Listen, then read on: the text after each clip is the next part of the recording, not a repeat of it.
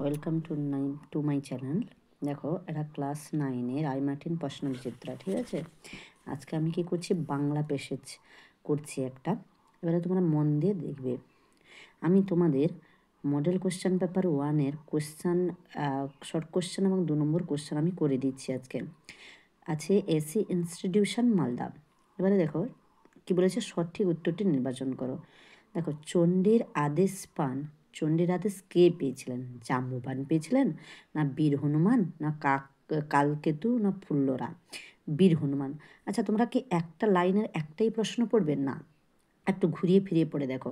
যদি আমি জিজ্ঞেস করি বীর হনুমান কার আদেশ পেয়েছিলেন, তখন দেখো এই একটা প্রশ্নকে আমরা অনেকগুলো প্রশ্ন এখান থেকে পেয়ে যাব। তাহলে বীর হনুমান কার আদেশ পেয়েছিলেন? চণ্ডীর আদেশ পেয়েছিলেন। এইভাবে কিন্তু প্রত্যেকটা প্যাসেজ ভালো করে পড়বে এবং প্যাসেজের মধ্যে একটা প্রশ্নকে ঘুরিয়ে ফিরিয়ে নিজেকে প্রশ্ন করে প্রশ্নের উত্তর খুঁজে পাওয়ার চেষ্টা করবে। তারপরে দেখো, নগর কথাটি যে কাব্যগ্রন্থের অন্তর্গত, সেটা কোন কাব্যগ্রন্থ? সেই কাব্যগ্রন্থটির নাম কি? সাদা মেঘ কালো পাহাড়। কোন গ্রন্থ নাম? গ্রন্থটির নাম কি ছিল? সাদা মেঘ কালো পাহাড়। ঠিক আছে, তাহলে আমার প্রশ্ন হচ্ছে কি, নগর কবিতাটি যে কাব্যগ্রন্থের অন্তর্গত, তাহলে সাদা মেঘ কালো পাহাড় কোন, এই যে কাব্যগ্রন্থটা কোন কবিতায় আছে? না, নগর কবিতায়। তারপরে দেখো, বন্ধুগণ হাসবেন না একথা বলেছেন কে? ইলিয়াস।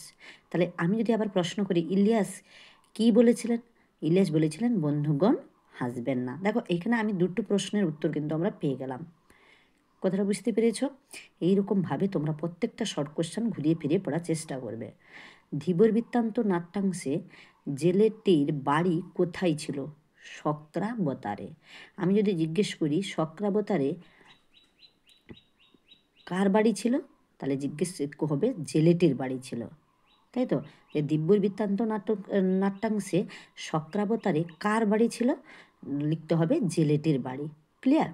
এরপরে দেখো, বিজ্ঞানের কথা উঠলেই শঙ্কুর সঙ্গে ঠাট্টা করতেন। কে করতেন? অবিনাশবাবু। আমি যদি আবার প্রশ্ন করি, অবিনাশবাবু শঙ্কুর সঙ্গে কী বিষয়ে ঠাট্টা করতেন? না, বিজ্ঞানের কথা উঠলে ঠাট্টা করতেন। ঠিক আছে। ঘোষ শব্দের অর্থ হলো কি? ঘনী, ধ্বনি, গাম্ভীর্য। এরপরে দেখো, বিপদযুক্ত জনকের সন্ধিবদ্ধ রূপ হলো কি? বিপজ্জনক। এবারে আমি 1 নম্বর প্যাসেজ পড়ে নিলাম, ঠিক আছে। এরপরে দেখো, আমি 2 নম্বর প্রশ্নের উত্তরে শর্ট কোশ্চেনগুলোও করে দিচ্ছি। দেখো, এটা হচ্ছে Alipurduar new town girls high school. দেখো, কলিঙ্গ দেশে বৃষ্টি হয়েছিল কতদিন ধরে? 7 দিন ধরে। কতদিন ধরে? 7 দিন ধরে। নগর কোথায় পড়ে গিয়েছে?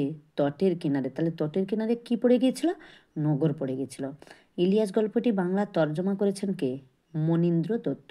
তাহলে মনীন্দ্র দত্ত ইলিয়াস গল্পে কোন বিষয়ে তিনি তর্জমা করেছিলেন? তোমাদের লিখতে হবে বাংলায়। তাহলে কীভাবে প্রশ্নের উত্তরগুলো, একটার প্রশ্নে আমরা বিভিন্ন রকম প্রশ্ন এর থেকেও করতে পারি। এইভাবে তোমাদের কিন্তু পরীক্ষায় ঘুরিয়ে ফিরিয়ে আসতে পারে। এরপরে দেখো, সভায় জাঁকিয়ে বক্তৃতা করা গেল। বক্তা রবীন্দ্রনাথ থেকে উদ্ধৃতি দিয়েছিলেন কতটি? না, 12টি। ঠিক আছে। এরপর দেখো, এই, ওই, ও কোন শ্রেণীর ধ্বনি? এ হচ্ছে কোনটা? যৌগিক। যৌগিক কাকে বলবো? না, কারণ দেখো এর সাথে ওই, উ, এ যুক্ত হর্ষই, দেখেছ? তাহলে এতে 2টি বর্ণ যোগ হচ্ছে, তাই এটা যৌগিক। মৌলিক কেবলমাত্র একটি বর্ণ, যেমন এ, যেমন ও, এগুলো হচ্ছে কোনটা? মৌলিক। রত্ন থেকে রতন কোন ধরনের ধ্বনি পরিবর্তন হয়েছে? এটা হচ্ছে স্বরভক্তি। ঠিক আছে। সূচক একে পূর্বাপর সব বলতে দাও, এ কথাটার বক্তা হলেন কে? শ্যালক। এরপর দেখো, মঙ্গল গ্রহের জল প্রথম পান করলো কে? নিউটন, তাই তো। তাহলে শ্যালক, এ কথাটা বক্তা হলেন যেমন শ্যালক, তাহলে শ্যালক কি বলেছিলেন? যে সূচক একে পূর্বাপর সব বলতে দাও, এই কথাটা বলেছিল। মঙ্গল গ্রহের জল প্রথম পান করলো কে? নিউটন। তাহলে নিউটন মঙ্গল গ্রহে প্রথমে কি পান করেছিল? না, জল পান করেছিল।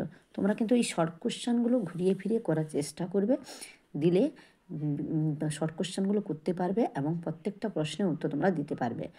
ঠিক আছে, বইয়ের পুরো প্যাসেজ মানে বিষয় সংক্ষেপটা একদম জলের মতন করে নিবে, না হলে কিন্তু শর্ট কোশ্চেনের উত্তর দেওয়া সম্ভব নয়। তাই বলছি প্রত্যেকটা প্যাসেজ যখন পড়বে, প্রত্যেকটা প্যাসেজে যখন শর্ট কোশ্চেন পড়বে, একটু ঘুরিয়ে ফিরিয়ে নিজেকে নিজে প্রশ্ন করে পড়ার চেষ্টা করবে।